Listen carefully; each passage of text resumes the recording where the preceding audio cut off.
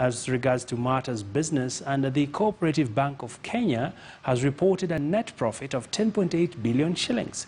The bank under the period in review saw its profits record a 24.4% decline in profit after tax. The performance was attributed to a 219 year-on-year rise in loan loss provision to touching up at about 8.18 billion shillings on the back of the subdued business environment.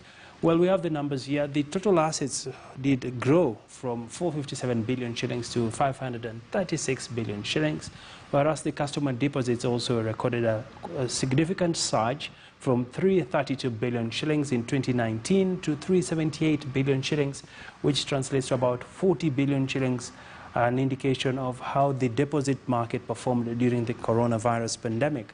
We also have the net interest income, which also went up by almost 5 billion shillings. It's at 36.3 billion shillings.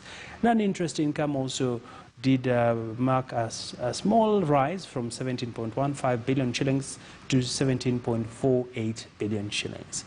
And finally, looking at the bank's overall performance around the Kingdom Bank, which is their latest acquisition, that is translating to a total asset base of 30 billion shillings compared to 9.1 billion shillings. This simply means the asset base grew 3 times following the acquisition of, and of course the customer deposits also did mark a very marginal rise.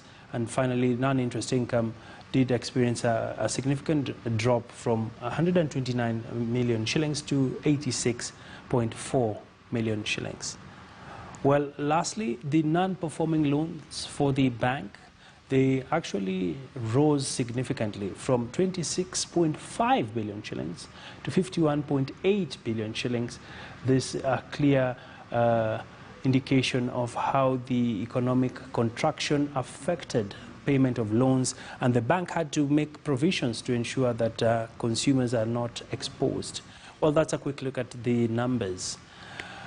Well, I want to take you to some more updates across the corporate world. The National Bank of Kenya has posted a 177 million in after-tax profits for the year ending December 31st, 2020.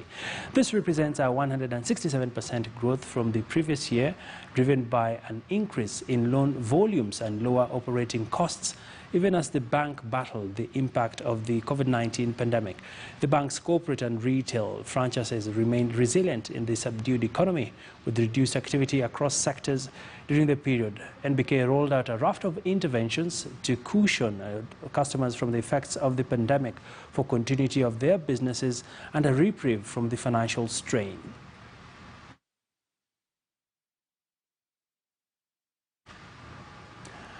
Well, dairy farmers in the country have all reason to smile as the government unveiled sweeping regulations meant to streamline the sector while protecting both all players in the dairy industry, with dairy farmers and consumers